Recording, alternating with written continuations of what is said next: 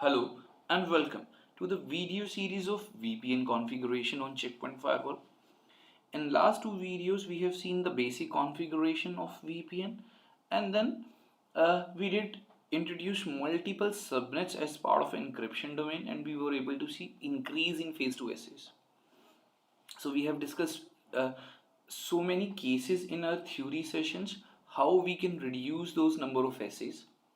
So one could be the contiguous IP address, it could be NAT, it could be a route-based VPN with 0.0.0.0 as in part of encryption domain, or it could be GRE over IPsec, wherein first we will do encapsulation with GRE, and then that encapsulated header will become part of encryption domain.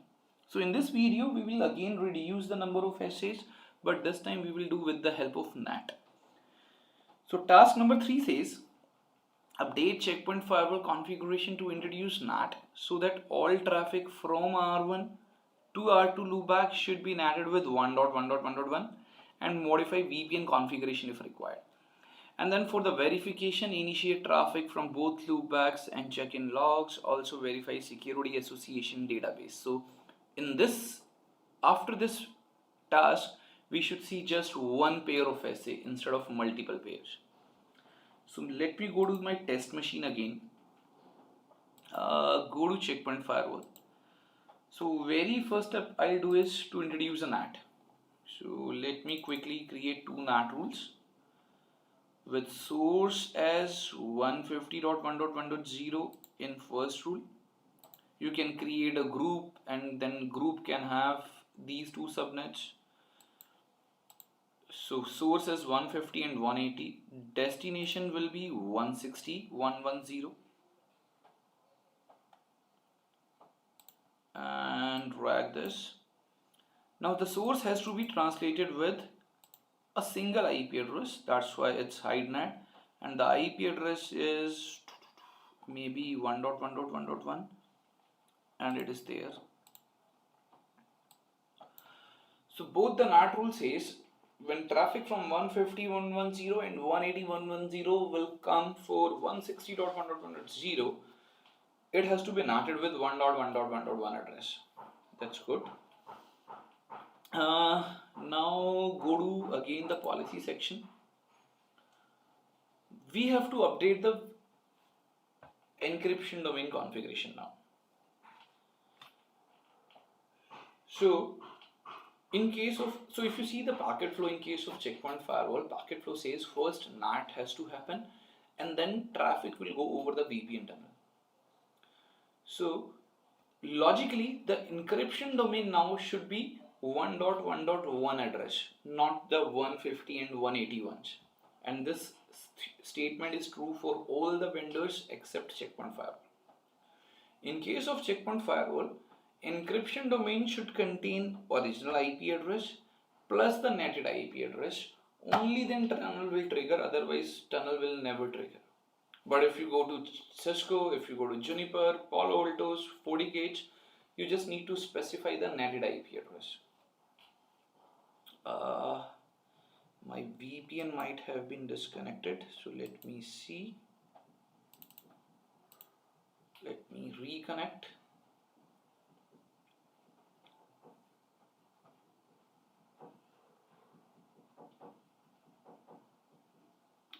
Okay. So we were discussing that original IP address plus netted IP address, they both has to be part of encryption domain. So I'll create a group. In fact, it is already there, VPN1 domain. So let me remove this. Source will be, the local will be 150. Then local will also be 180. And then local will also have netted IP address, which is 1.1.1. Awesome. So we have a NAT rule setup. We have an encryption domain group configured. So let me go to firewall object and call this group, which is VPN1 domain now. Okay. NAT rule is there. VPN encryption domain is there, and everything is almost set up. Install policy. Now go to Cisco router. The Cisco router should have updated encryption domain, which is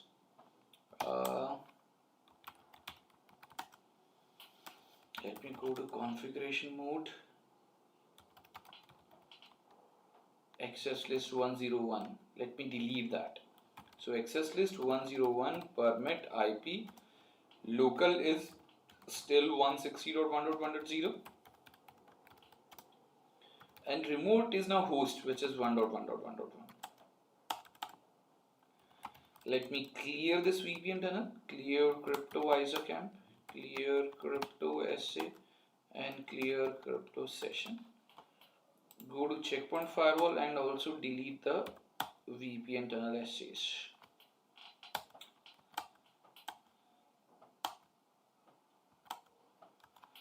Verify if the configuration has been pushed. Okay, go to R1, initiate traffic from 150.1.1.1. I can reach. Initiate traffic from 180. I can reach, probably, yes. Go to firewall. Phase 1 we have 1 SA, and in phase 2 again we have just a single pair of SA. Let's verify this in logs. Now this time you will see in mode has been completed. Then you will see quick mode received notification, and then you will see a quick mode has been completed between 1.1.1.1 and 160. See, so phase 2 SA has been renegotiated between netted IP address and the 160.1.1.0.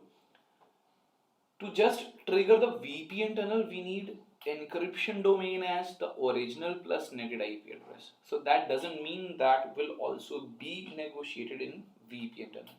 So in this way we can verify the negotiation is just between the netted IP address and the remote IP address, and we could see just one pair of SA. So that is one of the possible way to reduce number of SAs, and basically if you introduce NAT with the VPNs, that is always a scalable solution. So that's all I have in my mind for this video. Thank you very much, and I hope you are enjoying this video series from Troika System.